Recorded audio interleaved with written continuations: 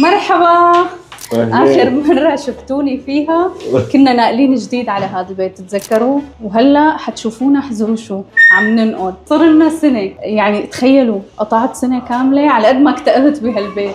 عن جد كثير عم تبعتوا لي وتسألوني، خصوصي اللي متابعيني على انستغرام وسناب شات، انه معقول يعني بعد ما صلحتوا بالبيت وغيرتوا وهيك. تعالوا شوفوا أول، هلا حتشوفوا البيت عم بيتفضل. تعالوا. تقريبا هلا عم نبلشوا بالطابق التحتاني، تقريبا خلصنا الصالون. شايفين ما شاء الله كتير سريعين، يعني ما تخيلت بصراحة انه بهالسرعة يخلصوا. والمطبخ كمان تفضى، باقي فوق. حذروا شو بدي ساوي قهوتي واحكي انا وياكم، دردش انا وياكم، اشرب قهوة بس استوعب. انا هلا استوعبت انه نحن عم ننقل. على فكرة والله ما كنت مستوعبة، صح عمر؟ ايه. اكثر سؤال عم تبعتوا لي اياه اللي متابعيني على انستغرام وسناب شات، صحيح رح احط لكم اياهم هون. تابعوني على سناب شات وانستغرام انا وعمر، هنيك عم ننزل يومياتنا وكل التفاصيل وستوريات يومية. المهم اكثر سؤال عم بيجيني انه معقول في حدا بظبط بيت وبيتعب عليه ونقلته لسه ما حلكم، لسه فعلا لسه ما تركنا انه رح تنقلوا؟ ليش يا عمر؟ هات لنشوف لهم ليش. قصة طويلة. كم سبب اعطيكم. شوفوا، اول سبب اللي متابعيني برجع بقول لكم على انستغرام وسناب شات، بعد ما قعدنا بالبيت ثاني يوم ثالث يوم تقريبا بلشت احس بالاكتئاب. والله حتى صورت وقلت لكم انه انا مالي مرتاحه نفسيا بالبيت. فكتير نصحوني انه خلص غيروا، انتقلوا، اسمكم لسه ما قعدتوا وما فرضتوا اغراضكم انه انتقلوا. بس جوزي الله يسامحه ويهديه ما رضي. ليش ما رضيت؟ والله لو سمعت كلمتي وقتها ما كان احسن. يعني هيك صار. هي اول سبب. واكثر سبب صراحه انه نفسيا ما ارتحنا بالبيت. تعالوا لنساوي القهوه ونكمل حديثنا.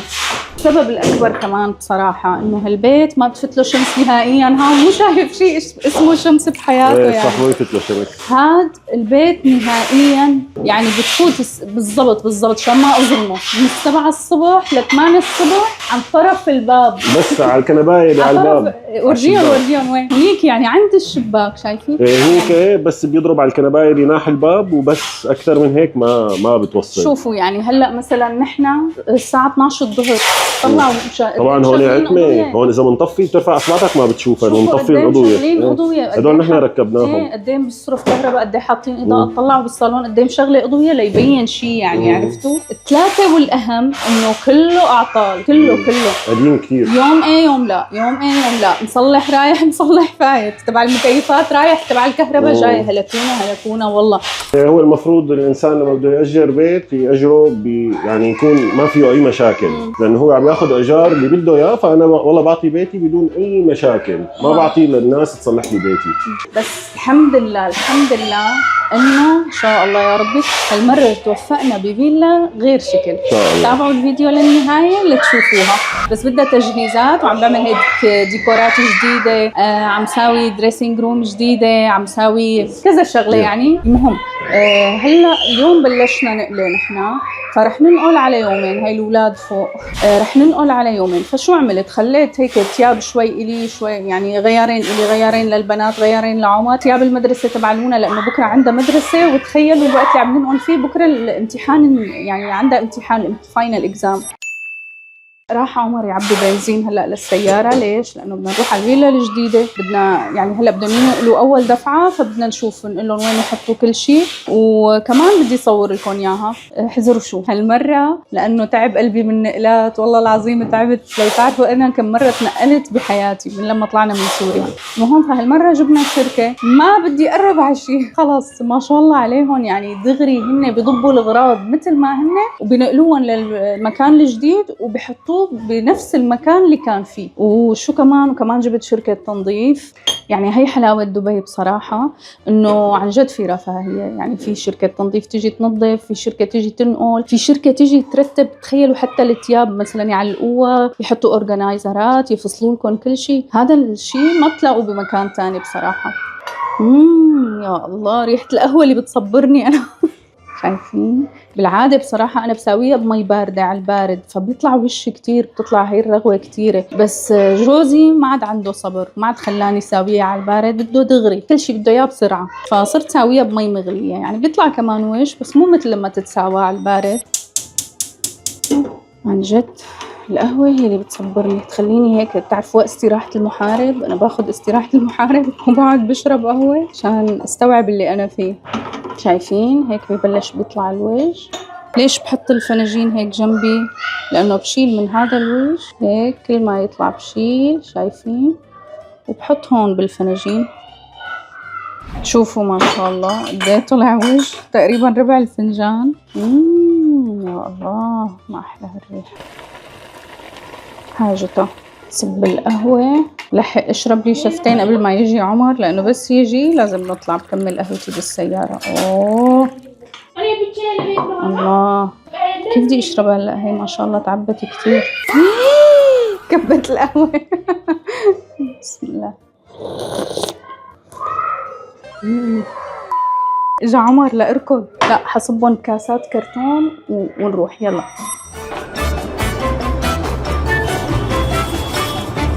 قربنا رح نوصل. وين أنا وحدة يا حذركم، احذروا أنا وحدة. هلا شركة النقل لسه ما وصلوا، منيح مشان لحق صور لكم قبل ما يحطوا الأغراض ويبلش يتكركب. شايفين؟ 6 مصفات سيارة. ما شاء الله. يلا يا بنات، ready to see the new villa? ready لونا؟ آيلا ready to see the new villa؟ ليه مو مشطة شعرك يا ماما؟ هلا بيقولوا امك ما تمشط لك شعرك، لو تشوفوا قدام تخانق معها من الصبح لتمشط شعرها وما عم ترضى. واحذروا مين معنا كمان. هاي إلا، معنا إلا بنت جيهان وسوار. أهلا وسهلا فيكم بفيلتنا الجديدة. وأخيرا بعد 2-3 بحث مستمر يومي لقينا فيلة الأحلام. ما شاء الله. شو رأيكم؟ طبعا في تعديلات وشغلات بدنا نساويها شوي شوي، عملنا رح نساويها. هون مثلا بدي ازرع شجر، المسبح لازم نعبيه. هون في خزانة رح ابقى اصور لكم كل شيء رح نعمله. عم نتعامل مع شركة رهيبة، سووا لنا كذا شغلة بالبيت القديم، هلا هن رح يسووا لنا كمان هون، رح يسووا لنا خزانة حتى نغطي هذا المنظر كله، لانه نازع منظر المسبح بصراحة. بدنا ندهن برا. هلا من وين بلش لكم؟ قولوا لي من وين بلش لكم؟ بلش لكم من هون. هاي تعالوا نشوف حديقة هيك صايرة داير من دار الفيلا. هلا امبارح كان في شركة التنظيف نظفوها كلها. هذا مثلا السور شايفين بده تظبيط تركيب. هاي عمر، كيف نفسيتك على الفيلا الجديدة؟ متفائل؟ مو متفائل؟ تعالوا اورجيكم هون المطبخ. هذا مطبخ الشيف عمر الجديد. بس شو شايفين هذا الشادر بدي شيله مشان تصير تفوت شمس لهون، يفوت ضوء. طبعا نعدل شوي بالخزن والأرضية، بدي فتح لون الخشب وبدي أعمل خزن فوق شايفين، ونشيل هذا الشادر، ساوي هون برداية حلوة. هون في جزيرة كمان عم يساووها، حيصير لون المطبخ خارق. تابعوا الفيديوهات، هذا الفيديو والفيديوهات الجاية لتشوفوا كيف حيصير المطبخ. شوفوا هلأ كيف، وشوفوا بعدين كيف حيصير. هلأ شفتوا فتنا من هونيك من المدخل المسبح، هون هيك في باب للمطبخ منفوت منه، أو فينا نفوت من داخل البيت. هاي المطبخ. قلت لكم هذا الشادر كله بدي شيله. حقلكم انا شو الشغلات اللي بدي اعدلها، وانتم كمان اذا شايفين شيء مثلا بيصير احلى بيطلع احسن او شيء لازم نعمله كمان اكتبوا لي بالتعليقات شو رايكم. طيب تعالوا شوفوا هون كمان شو في. هون مطبخ صغير شايفين، مطبخ هيك صغير يعني للمساعدات، او مثلا اذا كنا عم نعمل باربيكيو برا عنا ضيوف برا فبنستخدم هذا المطبخ ممكن. هون تعالوا كمان نشوف هون شو في. هون شو كان في عمر؟ بسم الله. هون غرفة الغسيل هون شايفين. واخيرا بحط الغسالة برا وخلص نرتاح، يعني عرفتوا لا من عجقتها ولا من صوتها ولا شيء. هون الميدروم شوفوا ما احلاها، هي اوسع من اللي كانت بهديك الفيلا، فيها مكيف، فيها حمامها الخاص كمان مرتب كتير، حمام كبير ومرتب يعني. بس اكيد نحن ما حنخليهم يناموا هون. هلا بقول لكم وين رح نعطيهم غرفه. بس هي انا عم فكر انه اعملها مستودع هي الغرفه، لانه نحن عندنا اغراض كتير، وهنيك كان في شي 3-4 مستودعات معبايين اغراض. تعالوا نشوف هون شو في. هذا خزان المي. شوفوا قلت لكم انه الحديقه صايره داير من دار الفيلا يعني حواليها، فهون شوفوا شو عم نفكر نعمل، نجيب مكيف صحراوي عرفتوا تبع الحدايق واعمل لهم نشاطات والعاب للاولاد هون، بما انه هي الفيلا مو ضمن كوميونتي يعني ما في حديقه برا، ما في اولاد يطلعوا يلعبوا معهم وهيك، فلازم اعمل لهم نشاطات بقلب الفيلا، فيها مسبح وكمان عم فكر احط لهم هون العاب، ضروري هاد شيله بس من هون قلت لك من هون شايف من عند الشباك من هون لهون لهون شايفين؟ ليش؟ لأنه هون في صالة، فهي كمان حاجبة الشمس عنا، أنا انتقلت من هونيك لأنه بدي بيت مشمس ضاوي، شفتوا هون قد ايه هيك يعني طويل كتير ومساحة كبيرة، ففيني احط لهم ألعاب فيها، شايفين هون مثلا كانوا حاطين باسكت بول، بوكسينج وهيك شغلات، فبحط لهم مرجوحة، زحليطة، هيك شغلات بيتسلوا وبيلعبوا فيها. هون شفتوا هي القعدة بالحديقة اللي كانت عنا، فيمكن نحطها بدون السقف تبعها لأنه السقف عالي يمكن ما يوسع، هون نعمل قعدة الحديقة بدل ما انه يكون كراج سيارة لانه في برا مصفات كتير، فهون بنعملها قعدة الحديقة، حتى هون ليك على فكرة بتطلع حلوة كمان. ايه بس هون لازم هي نظبطها نعمل لها هيك تظبيطها غير شكل وشجر ايه بدي ازرع مجنونة، بدي ازرع هيك شغلات يعني تعطي روح حلوة للمكان. شوفوا دايما لازم مدخل البيت يكون واضح ومحدد، هي بعلم الفينغ شوي عم بحكيكم او علم طاقة المكان، لازم حتى البيت يدخل له طاقة حلوة ورزق ويكون يعني وشه خير عليكم، يجيب لكم فرص حلوة، لازم يكون مدخل البيت واضح، فهون المدخل مو واضح، شايفين انه محطوط هيك عشب مو واضح وين المدخل، فرفعته انا هذا العشب لشوف اذا في تحته بلاط او شيء، طلعوا شوفوا لقيت هون تحته في بلاط يعني شايفين هذا قصدي انه هذا مدخل البيت لازم يكون مدخل واضح له معالم واضحة، فهذا العشب ممكن شيله خلي البلاط بس حط يعني بلاطة عشب بلاط وحدة عشب وحدة بلاط وحدة عشب وحدة بلاط لنوصل لعند الدرج لعند مدخل البيت. يلا تعالوا هلأ نشوف جوا، تعالوا جاهزين؟ غمضوا عيونكم شوي، يلا فتحوا تفضلوا.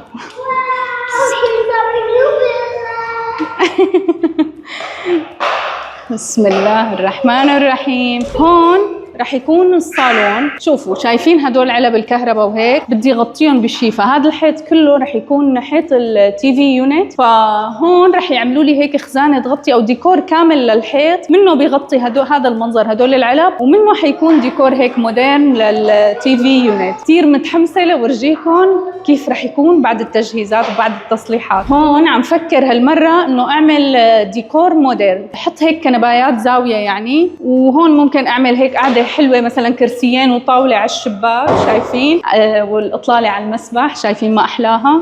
تعالوا هلا شوفوا الباقي، اكتبوا لي انتم شو بتقترحوا علي ديكور. هون شو في هون، تعالوا نشوف هون سموه هون مجلس او صاله تانية، يعني بتكون هيك مجلس للضيوف الرجال مثلا او هيك، بس نحن ما عنا يعني هذا الشيء، فشو رح اعملها صاله للضيوف. فشو رح اعمل هون؟ عفشنا القديم اللي هو نفسه كان بالبيت القديم رح حطه هون، الكنبايات وطاوله السفره، فلما بيجي ضيوف مثلا رفقات عمر او ضيوف رجال بيقعدوا هون. كمان رح احط تي في هون له باب كمان خارجي على الحديقه يعني، فممكن اذا اجوا ضيوف رجال بفوتوا من هذا الباب. شايفين كمان الاطلاله ما احلاها. شوفوا هذا اللي كنت عم بحكي لكم عليه، تخيلوا معي انه شلت هذا الشادر، فتخيلوا قد ايه حيفوت شمس هون. هلا هو ضاوي كمان بصير ضاوي اكثر بكثير لما بشيل الشادر بس من هون لهون. شايفين؟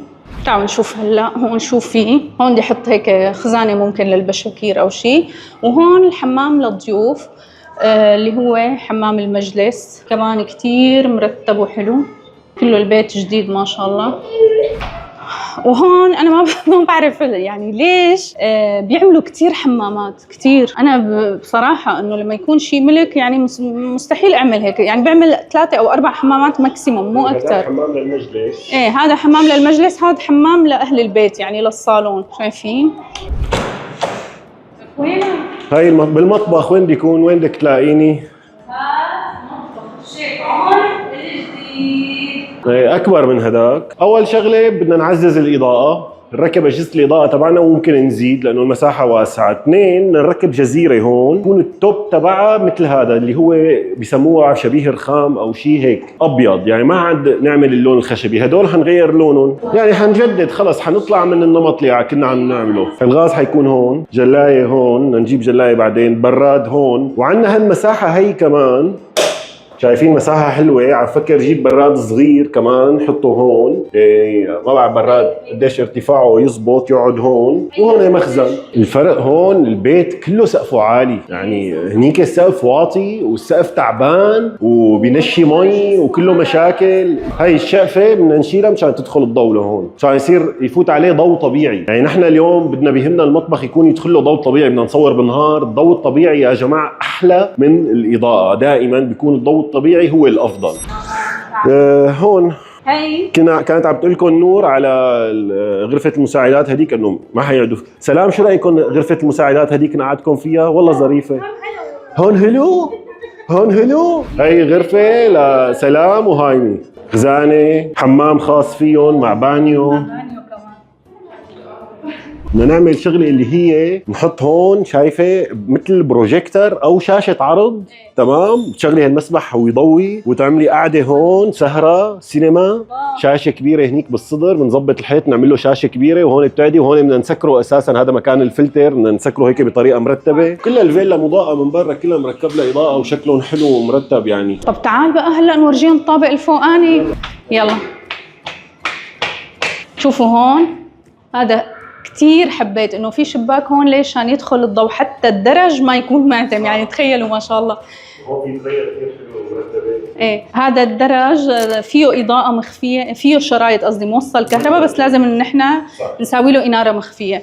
هون اول ما نوصل على الطابق الثاني في هاي الفسحه اللي هي تقسيمة البيت. كتير حبيتها اصلا، هذا الشيء اللي خلانا ناخذ البيت، انه فيه تقريبا اغلب الشغلات اللي كان بدنا اياها او طلباتنا. شوفوا ما شاء الله شو ضاوي هون، هي في شباك واضاءه. هلا هون هعملها هيك صاله صغيره، شايفين هذا الحيط كمان فيه هيك علب كهرباء وهي الشغلات كمان. هون حنخبيهم مثل خزانه مخفيه، يعني مثل ديكور بتكون. هون رح نعمل حيط كمان ليونت تي في مثل تحت اللي بالصالون، بس بطريقه ابسط. ححط هيك كم كنبايه صغار يعني، وتي في مشان اذا بدنا نسهر بالليل انا وعمر نحضر موفي، نحضر شيء تكون قريبه من البنات. شوفوا بالعاده بصراحه لما نسهر انا وعمر بالليل نحضر مسلسلنا المفضل مثلا او موفي او شيء، نكون بالصالون، فالبنات بيخافوا، بيفيقوا احيانا خايفين. لونا على طول تزعل تقول لي انه اليوم ما في تشوف اليوم ما في تشوفي موفي، ما في تشوفي شيء، لازم تضلي نايمه جنبنا. فقلت هون بعملها هيك قاعده، منه كمان اذا اجانا ضيوف البنات فيهم يقعدوا يشوفوا التي في، او منه نحن بنسهر بالليل تكون قريبه على البنات. هون ليكوا شوفي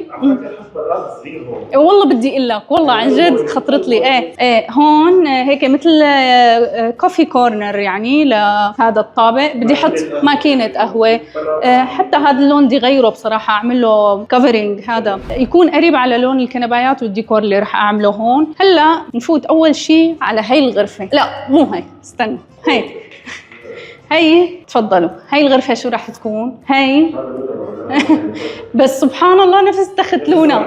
ايه مهم، هي رح تكون ماي اون كورنر يعني بالبيت كله، رح تكون الدريسنج روم. هلا عم نفصل كمان مثل ما قلت لكم الشركه اللي عم نتعامل معها، ان شاء الله حصور لكم كل شيء.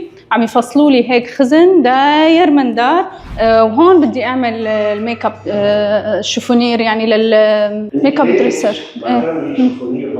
هون تصوري يفوت عليكي ضوء النهار، وهون خزانه وراكي هي بتكمل هي شايفه. اي والله صح، بكملوا هيك بعض عن جد برافو عليك. كل غرفة نوم هون فيها خزن خاصة فيها. فانتوا شو بتنصحوني؟ اعمل ديكور غير يعني للدريسنج روم مشان انا ما اتقيد بديكور معين، ولا لا اعمل الخزن نفس هدول كله جوا انارة مخفية وهيك بيطلع منظر حلو، ولا اعملهم نفس هدول مشان يصيروا كلهم من ديل واحد؟ شو رايكم؟ طيب هي الدريسنج روم رح تكون. هلا تعالوا نشوف شو في كمان.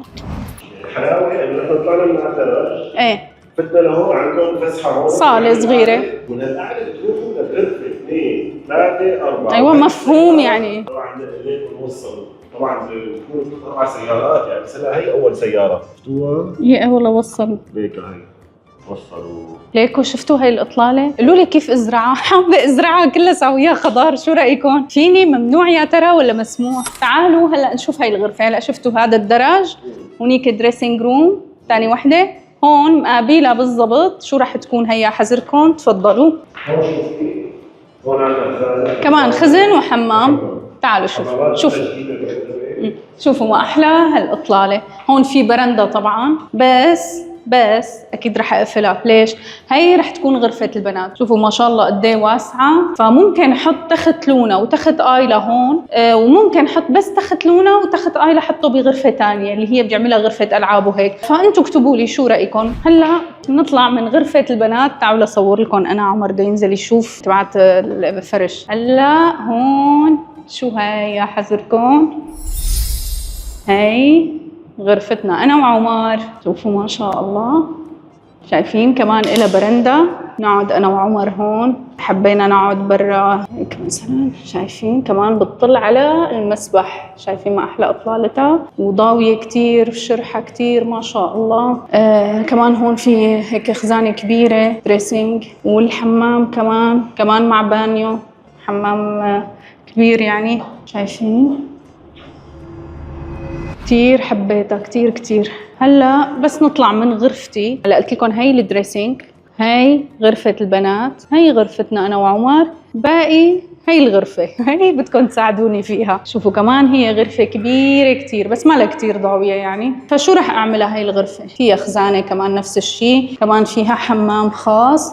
عم فكر، شفتوا الخزن اللي عندي بالدريسينج روم، حطهم هون، وبنفس الوقت ممكن حط تخت آيلا. هي اكيد ما حتنام فيه آيلا، بس انه بتلعب. هو كان تخت طابقين، ببقى بورجيكم اياه بس ركبه كتير حلو. فآيلا كتير زعلت انه ما ركبنا لها، كانت على طول تلعب فيه، تطلع فوق على الطابق الفوقاني تلعب وهيك كتير تنبسط. فالمهم عم فكر حط الخزن اللي كانوا عندي بالدريسينج روم هون مع تخت آيلا، واعملها غرفة ألعاب بنفس الوقت فيها خزن. يعني شو رأيكم؟ شو بتقترحوا علي؟ خلصنا فوق 4 غرف، وتحت غرفة وصالتين، وخلصنا. وهيك خلص وصلنا لنهاية الفيديو. ما تنسوا تحطوا لنا لايك وتشتركوا بالقناة إذا كنتم مو مشتركين. تابعوني على سناب شات وإنستغرام أنا وعمر، رح أحط لكم روابط صندوق الوصف. واستنوا الفيديوهات الجديدة لتشوفوا كيف رح يطلع هالبيت. وحنعملهم على سناب شات تغطيات طبعا ايه طبعا على سناب شات عندي وعند عمر، وعلى انستغرام عم ننزل ستوريات تغطية يومية لكل شيء عم نعمله بالبيت. شوفوا على فكرة هلا بلشت انعجق في كتير شغلات ماني عارفانة وين بدي احطها، لانه فجأة هيك بيوم واحد ضبوا ونقلوا. ففي شغلات ما كنت اخذها، يعني مثلا هاي طاولة كوريدور، هون ما في كوريدور، وين بدي اروح فيها؟ وبس هيك. مثل ما قلت لكم ما تنسوا تحطوا لايك، تشتركوا بالقناة، واكتبوا لنا تعليقات حلوة. يلا باي.